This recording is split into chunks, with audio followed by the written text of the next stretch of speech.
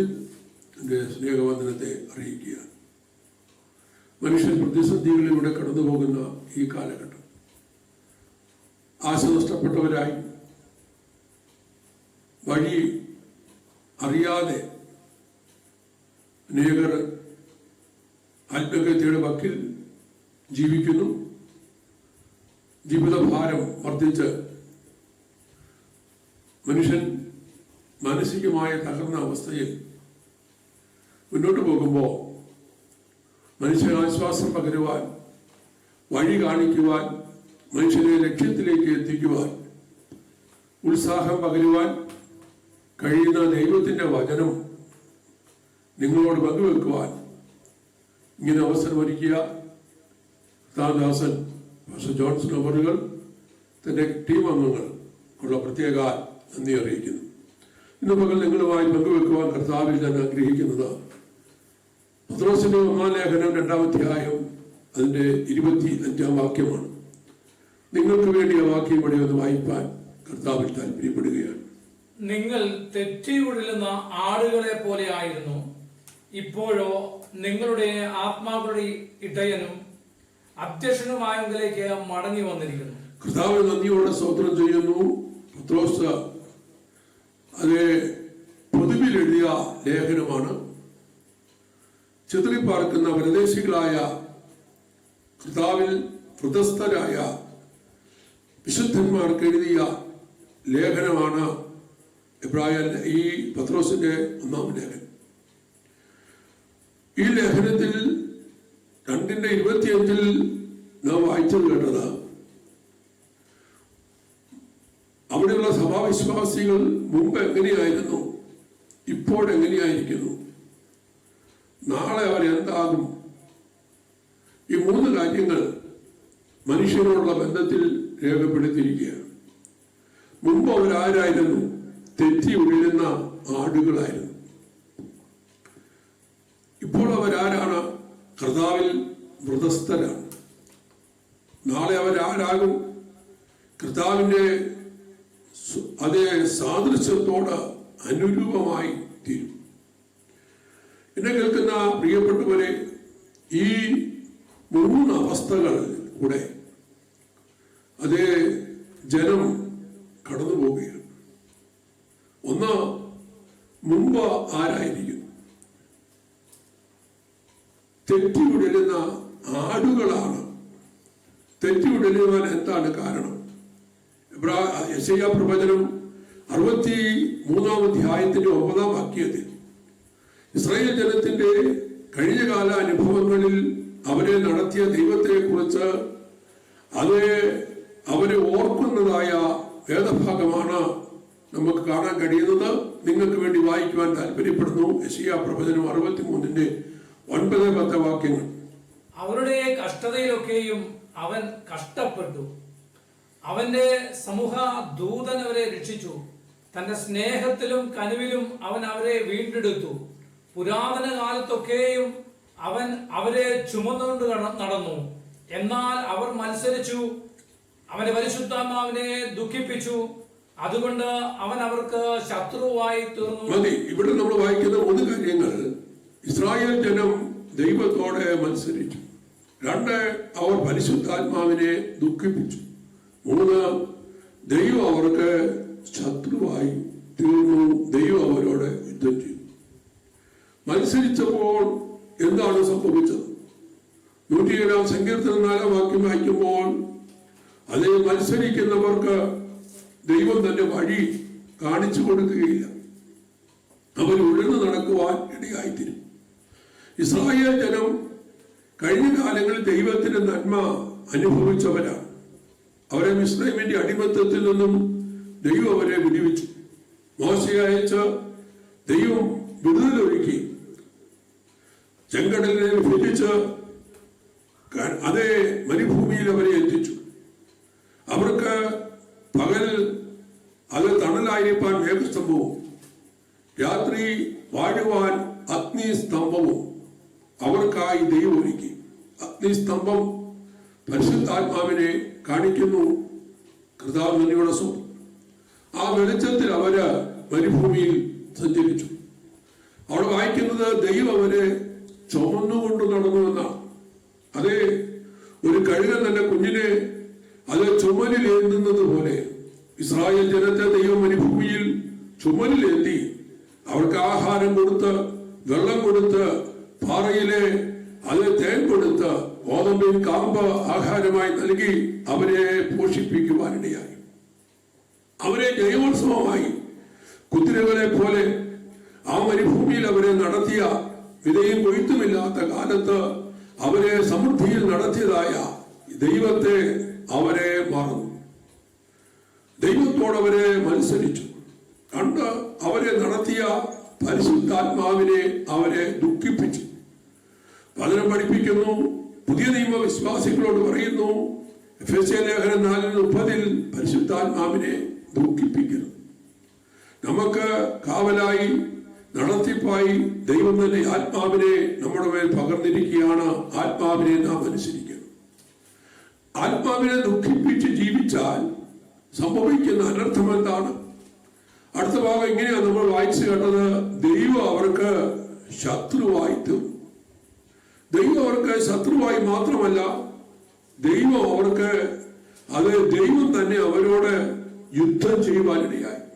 പ്രിയപ്പെട്ടവരെ, അനുകൂലമായി നിന്ന ദൈവം ഇപ്പോൾ അവർക്ക് ശത്രുവായി മാറി. ദൈവ ശത്രുവായാൽ എന്താണ് സംഭവിക്കുന്നത്? അതിന് തന്നെ 17-ാമത്തെ വാക്യം നമ്മൾ വായിക്കുമ്പോൾ, യെശയ്യാ പ്രവചനം 63-ാം അധ്യായത്തിന്റെ 17-ാമത്തെ വാക്യം വായിക്കുമ്പോൾ, ദൈവം ശത്രുവായാൽ 2 കാര്യങ്ങൾ സംഭവിക്കും. ഒന്ന്, ദൈവം തന്റെ വഴി അറിയിക്കുകയില്ല. നിങ്ങൾക്ക് വേണ്ടിയ വാക്യങ്ങൾ വായിക്കാൻ താല്പര്യപ്പെടും. 63:17. യഹോവേ, നീ ഞങ്ങളെ നിന്റെ വഴി വിട്ട് തെറ്റുമാറാക്കുന്നതും നിന്നെ ഭയപ്പെടാതെ വണ്ണം ഞങ്ങളുടെ ഹൃദയത്തെ കഠിനമാക്കുന്നതും എന്ത്? മതി. ദൈവം ഇസ്രായേൽ ജനത്തിന് ശത്രുവായി തീർന്നു കഴിഞ്ഞപ്പോ സംഭവിച്ചത് എന്താണ്? ദൈവം ഇസ്രായേൽ ജനത്തിന്റെ വഴിയെ തെറ്റിച്ചു കളഞ്ഞു. അവർക്ക് വഴി ഗ്രഹിക്കാൻ കഴിയാതെയായി. വഴി ദൈവം മറിച്ചു കളഞ്ഞു. പ്രവചന സങ്കീർത്തന ഭാഗത്തിലുണ്ട്, ഞാൻ എന്റെ വഴി മോശയെയും ഇസ്രായേൽ ജനത്തെയും ഞാൻ അറിയിക്കും. ദൈവത്തിന് എപ്പോഴും ഒരു വഴി ഉണ്ട്. എല്ലാ വഴിയും അടയുമ്പോൾ, എല്ലാ വഴികളും അടഞ്ഞുവെന്ന് തോന്നുമ്പോഴും തന്റെ ഭക്തന്മാർക്ക് വേണ്ടി, തന്നെ അനുസരിക്കുന്നവർക്ക് വേണ്ടി ദൈവത്തിന്റെ സന്നിധിയിൽ ഒരു വഴി അവിടെ എപ്പോഴും ശേഷിച്ചിരിക്കും. ദൈവത്തിന് നന്ദിയോടെ സ്തോത്രം ചെയ്യുന്നു. ദൈവം നമ്മുടെ സ്നേഹിതനായാൽ, ദൈവാത്മാവ് നമ്മളെ നടത്തിയാൽ ദൈവത്തിന്റെ വഴി നമുക്ക് വെളിപ്പെട്ട് വരുവാണ്ടിയാ. എല്ലാ വഴിയും അവസാനിച്ചെന്ന് മോശയ്ക്ക് തോന്നിയപ്പോ, മോശ അറിയാത്തതായ വഴി ചെങ്കടലിനെ പിളർന്ന് ദൈവം ഒരുക്കി അവരെ അക്കരെ നാട്ടിൽ അവരെ മരുഭൂമിയിൽ എത്തിപ്പാൻ ഇടയായി തീർന്നു. എന്നെ കേൾക്കുന്ന സ്നേഹിതരെ, ഈ മീഡിയയിലൂടെ ശ്രദ്ധിക്കുന്ന പ്രിയപ്പെട്ടവരെ, നിങ്ങളുടെ ജീവിതത്തിൽ ഇന്ന് വഴി അടഞ്ഞ് നിങ്ങൾ ഒഴുകുന്ന ഒരു വ്യക്തിയാണെങ്കിൽ, പരിശുദ്ധാത്മാവിന്റെ നിങ്ങൾ ഓർപ്പിക്കട്ടെ, നിങ്ങൾക്ക് വേണ്ടി ഒരു വഴി ഇപ്പോഴും ദൈവത്തിന്റെ പക്കലുണ്ട്. ദൈവത്തിന്റെ സന്നിധിയിൽ നിങ്ങൾക്ക് വേണ്ടി ഒരു വഴിയുണ്ട്. നിങ്ങൾ ദൈവത്തിന് പ്രധാനപ്പെട്ട വ്യക്തിയാണ്. നിങ്ങൾ ദൈവത്തിന് ഏറ്റവും വിലയേറിയ വ്യക്തിയാണ്. അതുകൊണ്ട് ദൈവത്തിന് ഒരു വഴി നിങ്ങളുടെ ജീവിതത്തിലുണ്ട്. കാനാവിലെ കല്യാണ വീട്ടിൽ ആ വിരുന്ന് വഴിയുടെ മുഖം ആ കുടുംബത്തിനെ നിന്ന് മാറ്റുവാൻ ദൈവം പ്രതീക്ഷിക്കാത്ത വഴി അവർക്ക് ഒരുക്കുന്നത് നമുക്ക് കാണാൻ കഴിയും. ആരുടെ ശ്രദ്ധ പതിയാത്ത, ആരും ശ്രദ്ധിക്കാത്ത, ആരും ഗൗനിക്കാത്ത വെറും പച്ചവെള്ളം അവിടെ രക്ഷയ്ക്കായി കർത്താവ് ഉപയോഗിക്കുകയാണ്. പ്രിയ സ്നേഹിത, എന്നെ കേൾക്കുന്ന മാന്യ സഹോദര, നിങ്ങളുടെ ജീവിതത്തിൽ ഇപ്പോൾ ഒരു വഴി രൂപപ്പെടുത്തുവാൻ നിങ്ങളുടെ ശ്രദ്ധ പതിയാത്തതായ ഒരു മാധ്യമം നിങ്ങൾക്കായി ദൈവത്തിന്റെ പക്കലുണ്ട്. ദൈവത്തെ സ്തോത്രം ചെയ്യുന്നു. ദൈവം ആ വഴി തന്റെ ഭക്തന്മാർക്ക് വെളിപ്പെടുത്തും. ദൈവം ശത്രുവായാൽ, ദൈവം ഒരു വ്യക്തിക്ക് എതിരായാൽ സംഭവിക്കുന്നത് ദൈവം വഴി അടച്ചു കളയുക മാത്രമല്ല, വഴി തെറ്റിച്ചു കളയുകയും ചെയ്യും. എത്ര ഭയങ്കരമാണ്! അപ്പോഴാണ് അവരെ ഉഴലുവാനായിട്ട് തുടങ്ങുന്നത്. രണ്ടാമത് സംഭവിക്കുന്നത് എന്താണ്? നമ്മൾ വായിച്ചത് നിങ്ങളുടെ ഹൃദയത്തെ ദൈവം കഠിനമാക്കി. ഹൃദയവും മനസ്സും എന്ന് പറയുന്നത് മനുഷ്യന് ഭേദാഭേദങ്ങളെ വിവേചിച്ചറിയാനുള്ള, തെറ്റും ശരിയും ഏതെന്ന് തിരിച്ചറിയാനുള്ളതായ ഭാഗമാണ് അത് ഹൃദയം, മനസ്സ് എന്ന് പറയുന്നത്. ഹൃദയം കഠിനമായി കഴിഞ്ഞാൽ മനുഷ്യന് തെറ്റും ശരിയും എന്താണ് എന്ന് തിരിച്ചറിയാൻ കഴിയുകയില്ല. അപ്പോൾ മനുഷ്യൻ ചെയ്യുന്നതൊക്കെയും പരാജയമായിരിക്കും. അതേ റോമാലേഖനം 9:28 വായിക്കുന്നുണ്ട്, അതേ ഫറവോന്റെ ഹൃദയം ദൈവം കഠിനമാക്കി. ഫറവോന്റെ ഹൃദയം ദൈവം കഠിനമായി കഴിഞ്ഞപ്പോൾ അവൻ ഇസ്രായേൽ ജനത്തെ പിന്തുടർന്നു. അതേ ചെങ്കടലിന്റെ നടുവിലെത്തി ആ വെള്ളത്തിൽ അവൻ മുങ്ങിച്ചേർത്ത ചരിത്രം രേഖപ്പെടുത്തിയിരിക്കുകയാണ്. പ്രിയപ്പെട്ടവരെ, ദൈവത്തിന്റെ വഴി ഒരാൾക്ക് അറിയാതെ വന്നാൽ അവന്റെ ഹൃദയം കഠിനപ്പെടും. പാപം മനുഷ്യന്റെ ഹൃദയത്തെ കഠിനപ്പെടുത്തുമെന്ന് അതേ എബ്രായ ലേഖനം 3-ാം അധ്യായത്തിൽ നമ്മൾ വായിക്കുന്നുണ്ട്. പാപം മനുഷ്യന്റെ ഹൃദയത്തെ കഠിനപ്പെടുത്തും. ഇന്ന് കഠിന ഹൃദയന്മാരായ ധാരാളം പ്രിയപ്പെട്ടവർ നമ്മുടെ ചുറ്റുപാടിലുണ്ട്. സംഭവിക്കുന്നത് അതേ പലതും കഠിന ഹൃദയത്തിന്റെ അതേ പ്രവർത്തികളാണ് പത്രങ്ങളിൽ നാം വായിച്ച് കൊണ്ടിരിക്കുന്നത്. കാരണം ഭേദാഭേദങ്ങളെ തിരിച്ചറിയുവാനുള്ളതായ കഴിവ് നഷ്ടപ്പെട്ടതായ ഒരു സമൂഹമാണ് ഇന്ന് പകൽ. എന്നെ കേൾക്കുന്ന പ്രിയപ്പെട്ടവരെ, നിങ്ങളുടെ ഹൃദയം കഠിനപ്പെട്ടിരിക്കുന്നുവെങ്കിൽ നിങ്ങൾ അബദ്ധത്തിൽ കുഴിയിൽ ചാടുമെന്നുള്ളതിന്, ഒരിക്കലും കയറുവാൻ കഴിയാത്ത പരാജയത്തിൽ എത്തുമെന്നുള്ളതിന് യാതൊരു സംശയമില്ല. എന്നാൽ ഇന്ന് പകൽ ദൈവത്തെങ്കിലേക്ക് നിങ്ങൾ തിരിഞ്ഞാൽ നിങ്ങളെ രക്ഷിക്കുവാൻ സർവശക്തനായ കർത്താവ് മനസ്സുള്ളവനാണ്. 107-ാം സങ്കീർത്തനത്തിന്റെ 4-ാം വാക്യത്തിൽ വായിക്കുന്നത്, അവര് വഴി അറിയാതെ അതേ ഉഴന്നു വലഞ്ഞു. അവർ പാർപ്പാൻ തക്ക പട്ടണത്തിൽ അവരെത്തിയില്ല.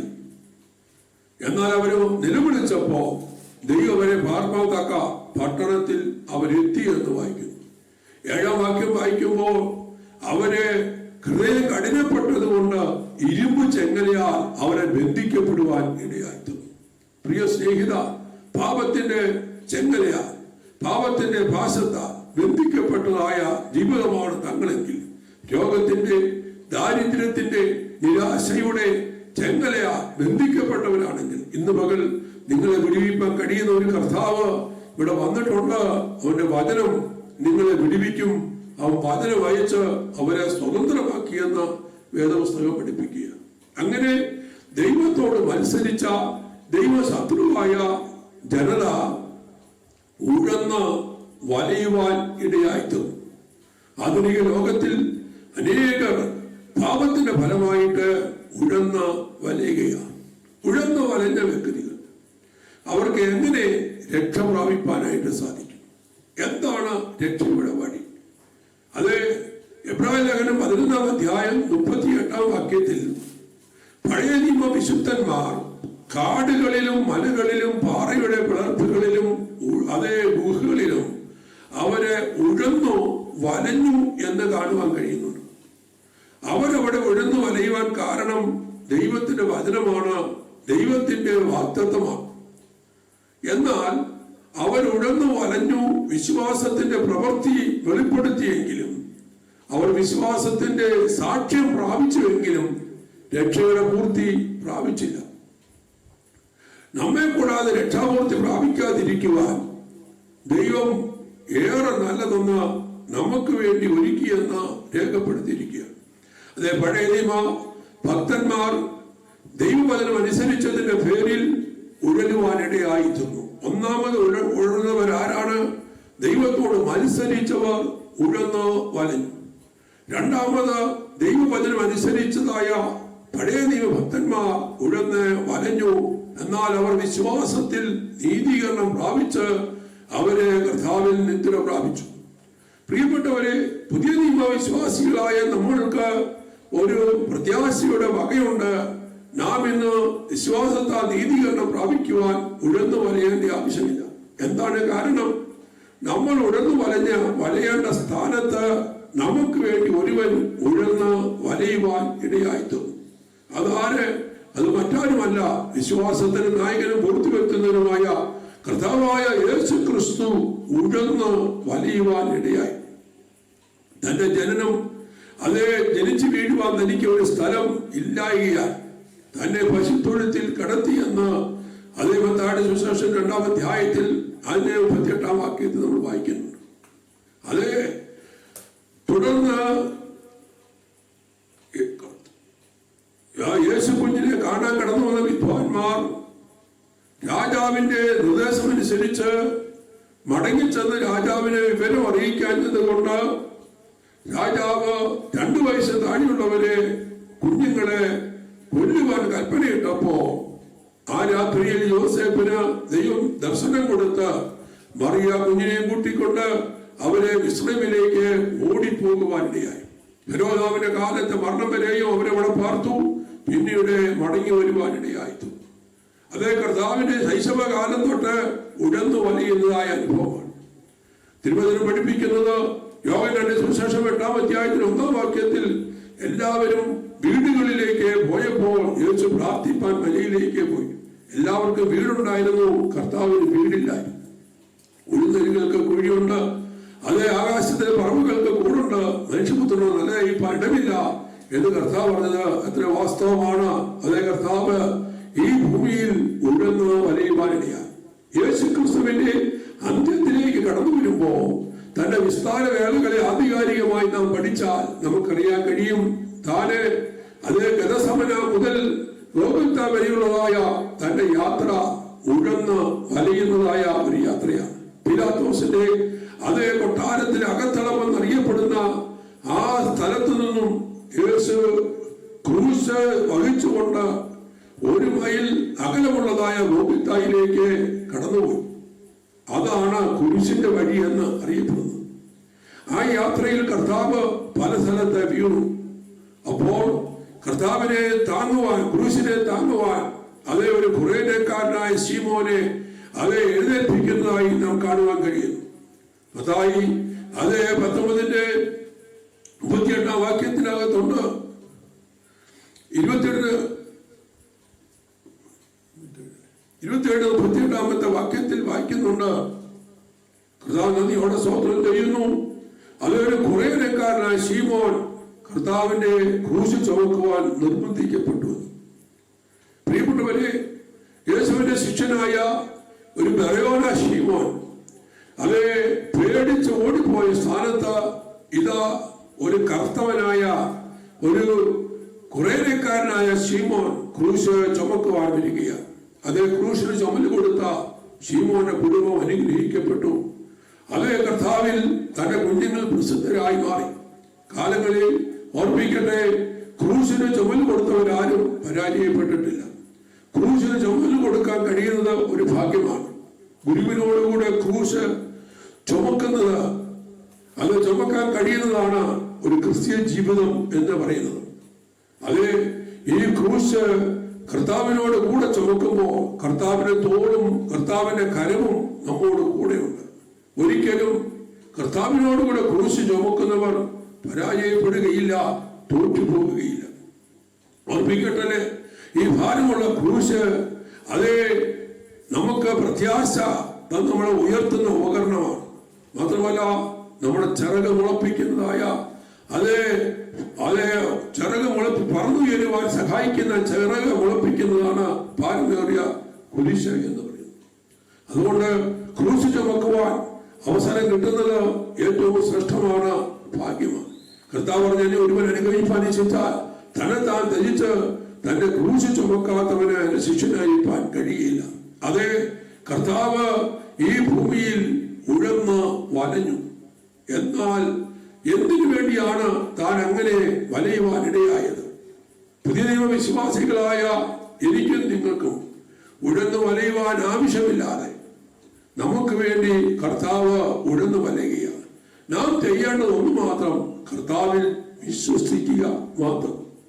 അത് വിശ്വസിച്ച നീ ദൈവത്തിന്റെ മഹത്വം കാണും. ശ്രദ്ധിക്കൂ പ്രിയപ്പെട്ടവരെ, പഴയ നിയമ ഭക്തന്മാർ കാടുകളിലും മലകളിലും അതേ ഗുഹകളിലും പാറയുടെ വിളർപ്പുകളിലും ഉഴന്നു വലഞ്ഞ് വിശ്വാസത്തിന് നീതീകരണം പ്രാപിച്ച് വിശ്വാസത്തിൽ മരിച്ചപ്പോൾ പുതിയ നിയമ ഭക്തന്മാരായ എനിക്കും നിങ്ങൾക്കും ഉഴന്നു വലഞ്ഞതായ യേശുവിൽ വിശ്വസിച്ചാൽ ആ വിശ്വാസത്താൽ ആ ശ്രേഷ്ഠമേറിയ അനുഭവത്തിന് പങ്കാളിയാക്കുന്ന ദൈവത്തിന്റെ കൃപ എത്രയോ ആഴമാണ്, എത്രയോ വലുതാണ് പ്രിയപ്പെട്ടവരെ.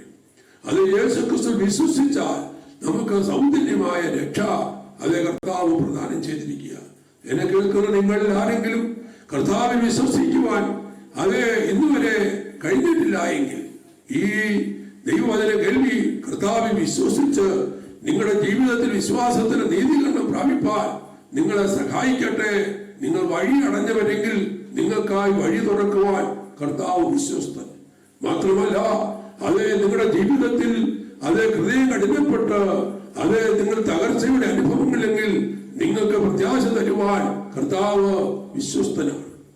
അതേ ഇസ്രായേൽ അതേ ദൈവജനത്തിന്റെ മുമ്പിലത്തെ അവസ്ഥ ഉഴലുന്ന അവസ്ഥയെന്നാണ് പത്രോസ് പറഞ്ഞത്. നാം അത് വായിച്ചു. ഇപ്പോൾ നിങ്ങൾ എന്ത് ചെയ്തിരിക്കുന്നു? അതേ ആത്മാക്കളുടെ ഇടയനും അതേ അധ്യക്ഷനുമായവെങ്കിലേക്ക് നിങ്ങൾ മടങ്ങി വന്നിരിക്കുന്നു. അതേ ദൈവജനത്തെ ആടിനോടാണ് വേദപുസ്തകത്തിൽ രേഖപ്പെടുത്തിയിരിക്കുന്നത്. ആടിന്റെ പ്രത്യേകത, പല പ്രത്യേകതകളുണ്ടെങ്കിലും ഒരു പ്രത്യേകത, ആടൊരിക്കലും കൂട്ടം വിട്ട് തെറ്റിപ്പോയാൽ തിരികെ വരുവാൻ അതിന് കഴിയുകയില്ല. തന്നെ അത് ഒരിക്കലും മടങ്ങി വരികയില്ല. അതിനെ അന്വേഷിച്ച് ചെന്ന് കണ്ടെത്തിയെങ്കിൽ മാത്രമേ അതിനെ രക്ഷിപ്പാനായി കഴിയുകയുള്ളൂ. അതേ മനുഷ്യൻ അതേ വഴിതെറ്റിപ്പോയ സ്ഥാനത്ത് ഒരിക്കലും അവന് സ്വയം വീണ്ടും മടങ്ങി വരുവാൻ കഴിയുകയില്ല. മടങ്ങി വരാൻ കഴിയാത്ത സ്ഥാനത്താണ് ഉന്നതങ്ങളിൽ നിന്നും കർത്താവായ യേശു ക്രിസ്തു താഴ്ഭൂമിയിലേക്ക് വന്ന് അതേ നമ്മളെ തേടി വന്നു. മനുഷ്യപുത്രൻ വന്നത് എന്തിനാണ്? കാണാതെ പോയതിനെ തെരഞ്ഞു രക്ഷിപ്പാനല്ലോ മനുഷ്യപുത്രൻ വന്നത്. കണ്ടെത്തിയാൽ ചുമലിലേന്തി ആലയിൽ എത്തിക്കുന്ന നല്ല ഇടയൻ. അതേ കാലാകാലങ്ങളിൽ അതേ ചെതറിപ്പോയ, ഉഴന്നുപോയ, വലഞ്ഞുപോയ, വഴി തെറ്റിപ്പോയ ആടുകളായ നമ്മെ കർത്താവ് കണ്ടെത്തി തന്റെ ചുമലിലേന്തി അതേ നമ്മളെ കർത്താവ് അതേ തന്റെ ആലയമാകുന്ന ആലയിൽ എത്തിക്കുവാൻ തക്കവണ്ണം ഇടയായി തീർന്നു. എത്ര വലിയ ദൈവസ്നേഹമാണ് പ്രിയപ്പെട്ടവരെ. കർത്താവ് നമ്മളെ ചുമന്നുവെന്ന് വേദപുസ്തകം പഠിപ്പിക്കുക. കണ്ടെത്തിയ കർത്താവ് നമ്മളെ നടത്തിച്ചല്ല കൊണ്ടുവന്നത്, അവൻ നമ്മളെ ചുമന്നു. അതേ നാം പ്രാരംഭത്തിൽ വായിച്ചതായ യെശയ്യാ പ്രവചനത്തിൽ വായിച്ചല്ലോ, ഇസ്രായേൽ ജനത്തെ അവൻ തന്നെ ചുമലിൽ ചുമന്നു എന്നാണ്. അതേ പുതിയ നിയമത്തിൽ നാം വായിക്കുമ്പോൾ അവയെ പത്രോസ് തന്നെ പറയുന്നു 2:24 വാക്യത്തിൽ, 1 പത്രോസ് 2:24 വായിക്കുന്നത് അവൻ നമ്മുടെ പാപങ്ങളെ ചുമന്നു എന്ന് വായിച്ചിരിക്കുക. പാപങ്ങളെ ചുമന്നു. അതേ കർത്താവിന്റെ തോളിൽ വെച്ചതായ ആ കുരിശിന്റെ അത് നെടുകയുള്ള ഭാഗം കാണിക്കുന്നത് അതേ നമ്മുടെ പാപമാണ് കർത്താവിന്റെ ചുമലിൽ ഇരിക്കുന്നത്. അവൻ ചുമന്നു എന്നാണ് രേഖപ്പെടുത്തിയിരിക്കുന്നത്. പ്രിയപ്പെട്ടവരെ, നമ്മുടെ കർത്താവ് നമ്മുടെ പാവങ്ങളെ ചുമന്ന് ഒഴിച്ചു. യെശയ്യാ 53 അതിൽ നമ്മൾ വായിക്കുന്നത് അവൻ നമ്മുടെ വേദനകളെ ചുമന്നുവെന്ന്. പാപത്തെ മാത്രമല്ല, അവൻ നമ്മുടെ വേദനകളെ ചുമന്നു എന്ന് രേഖപ്പെടുത്തിയിരിക്കുക. അതേ വേദനകളെ ചുമന്ന കർത്താവ് അവന്റെ അടിപ്പടലുകളാൽ നമുക്ക് സൗഖ്യം വന്നിരിക്കുന്നു എന്ന് രേഖപ്പെടുത്തിയിരിക്കുന്നു. അതേ ഇന്ന് പകൽ ആര് ഇടയനാകുന്ന നല്ല ഇടയനാകുന്ന കർത്താവിന്റെ അടുക്കൽ വരുമോ, അവിടെ ഭാരങ്ങളെ വേദനകളെ കർത്താവ് ചുമന്ന് നീർക്കുവാൻ ഇടയാകും. യോഹന്നാൻ യേശുവിനെ നോക്കി പറഞ്ഞത് ലോകത്തിന്റെ പാപത്തെ ചുമന്നൊഴിക്കുന്ന ദൈവത്തിന്റെ കുഞ്ഞാണ്. അത് ചുമന്ന് നീക്കുന്ന ഒരു കർത്താവിനെയാണ് നമുക്ക് കാണുവാൻ കഴിയുന്നത്. അതേ യേശുവിന്റെ അടുക്കൽ വരുന്ന ഏത് വ്യക്തിയുടെയും പാപവും വേദനയും അവന്റെ ഉഴച്ചിലുകളും ദൈവമായ കർത്താവ് പരിഹരിച്ച് അവനെ സ്വസ്ഥതയോടെ സമാധാനത്തോടെ ജീവിക്കുവാൻ സഹായിക്കുന്നു. അത് ഈ COVID-19 എന്ന മഹാമാരി ആഗോള വ്യാപകമായി പടർന്ന് അനേകർ അതേ ആടി ഉഴന്ന് വലയുമ്പോൾ പ്രത്യാശ നഷ്ടപ്പെട്ടവരായി മുന്നോട്ട് പോകുമ്പോൾ സ്നേഹിതരെ ഓർപ്പിക്കട്ടെ, നിങ്ങളുടെ ഭാരത്തെ ചുമക്കുന്ന വേദനയെ ചുമക്കുന്ന ഒരു നല്ല ഇടയൻ നിങ്ങൾക്കായി ഇന്ന് ജീവിച്ചിരിക്കുന്നു. നിങ്ങൾ അതേ ആത്മാക്കളുടെ അതേ അധ്യക്ഷനും ഇടയനുമായവെങ്കിലേക്ക് നിങ്ങൾ മടങ്ങി വന്നിരിക്കുക. അതെ, നമുക്ക് 3 പിതാക്കന്മാരാണുള്ളത്. ഒന്ന്, നമ്മൾക്ക് ജഡീയമായ ജന്മം തന്ന പിതാവ്. 2, അത് യോഹന്നാൻ പറയുന്നു, 1 യോഹന്നാൻ 3:7 അതേ പറയുന്നത് അതെ പാപം ചെയ്യുന്നവനല്ല പിശാച് എന്ന പിതാവിന്റെ മകനാണ്. എബ്രായ ലേഖനത്തിൽ അത് 12-ാം അധ്യായത്തിന്റെ അതേ 9-ാമത്തെ വാക്യത്തിൽ അവിടെ വായിക്കുന്നത് ഇങ്ങനെയാണ്, നിങ്ങളിപ്പോൾ അതേ ആത്മാക്കളുടെ പിതാവ്. അപ്പോൾ ദൈവം നമുക്ക് 3 പിതാക്കന്മാരാണുള്ളത്. ഒന്ന്, ജഡീയമായി നമുക്ക് ജന്മം തന്ന നമ്മുടെ ഭൗതിക പിതാവ്. 2, പാപം ചെയ്യിക്കുന്ന പിശാച് എന്ന പിതാവ്. 3, ആത്മാക്കളുടെ അതേ പിതാവ്. അത് നമ്മുടെ കർത്താവാണ് ആത്മാക്കളുടെ പിതാവ്. എന്താണ് അതിന്റെ അർത്ഥം? ദൈവം തന്റെ സ്വരൂപത്തിൽ മനുഷ്യനെ സൃഷ്ടിച്ചു, സാദൃശ്യത്തിൽ സൃഷ്ടിച്ചു. അതേ മൃഗങ്ങളെയും മനുഷ്യരെയും ദൈവം പൊടിയിൽ നിന്നാണ് സൃഷ്ടിച്ചത്. 6-ാം ദിവസമാണ് മൃഗത്തെയും മനുഷ്യനെയും ദൈവം സൃഷ്ടിച്ചത്. മൃഗവും തമ്മിൽ അതേ മനുഷ്യനും തമ്മിലുള്ള വ്യത്യാസം, അതേ മനുഷ്യൻ അതേ ദൈവത്തിന്റെ സ്വരൂപവും സാദൃശ്യവും ആണ്. മാത്രമല്ല ദൈവം തന്റെ ജീവശ്വാസം മനുഷ്യന്റെ മേൽ ഊതി. അതേ മനുഷ്യൻ എന്ന് പറയുന്നത് അത് ഭൗതികമായ വസ്തുവും അഭൗതികമായ ആത്മാവും കൂടെ തമ്മിൽ ചേരുന്നതാണ് മനുഷ്യൻ എന്ന് പറയുന്നത്. മൃഗം എന്ന് പറയുന്നത് രണ്ടും മണ്ണിൽ നിന്നാണ് സൃഷ്ടിക്കപ്പെട്ടതെങ്കിലും 6-ാം ദിവസമാണ് സൃഷ്ടിച്ചതെങ്കിലും മൃഗത്തിന് അതേ ആത്മാവിനെ കൊടുത്തില്ല. എന്നാൽ മനുഷ്യന്റെ മൂക്കിൽ ദൈവം ജീവശ്വാസം ഊതിയപ്പോൾ ആത്മാവും ദേഹിയും മനുഷ്യന്റെ ഉള്ളിലേക്ക് കടന്നു വന്നു. എന്താണ് അതിന്റെ തെളിവ്? അതേ മനുഷ്യൻ പുരോഗമന ചിന്താഗതിക്കാരനാണ്. അത് വളർച്ച ആഗ്രഹിക്കുന്നു, പുരോഗതി ആഗ്രഹിക്കുന്നു. ഒരു മൃഗവും ഇന്നുവരെ പുരോഗമന ചിന്താഗതി ഉള്ളതല്ല. മനുഷ്യനെ പോലെ ചില വികാര പ്രകടനങ്ങൾ മൃഗം കാണിക്കാറുണ്ടെങ്കിലും അതിന് സ്ഥിരതയില്ല. എന്നാൽ മനുഷ്യന് വിചാരങ്ങളുണ്ട്, അതിന്റെ പൂർത്തീകരണമുണ്ട്. മനുഷ്യനാണ് അതേ വിചാരങ്ങളെ ചിന്തിച്ച് പ്രവർത്തിച്ച് അതിന്റെ പൂർത്തീകരണത്തിൽ എത്തിക്കുന്നത്. മൃഗത്തിന് അതിന് കഴിവില്ല. അതേ പക്ഷി കൂടുണ്ടാക്കിയത് ആദ്യം മുതൽ തന്നെ ചുള്ളിലുകൾ കൊണ്ട് ചെറിയ കൂടുണ്ടാക്കി അതിൽ പാർക്കാൻ തുടങ്ങി. എന്നാൽ മനുഷ്യൻ അങ്ങനെയല്ല. അതേ കാട്ടിൽ പാർത്ത മനുഷ്യൻ ഇന്ന് അതേ കോൺക്രീറ്റ് കെട്ടിടങ്ങളിൽ പാർക്കുകയാണ്. അവൻ വളരുകയാണ്. കാരണം അവന്റെ ഉള്ളിൽ ദൈവം ഊതിയതായ ഒരു ആത്മാവുണ്ട്. ദൈവം നന്ദിയോടെ സ്തോത്രം ചെയ്യും.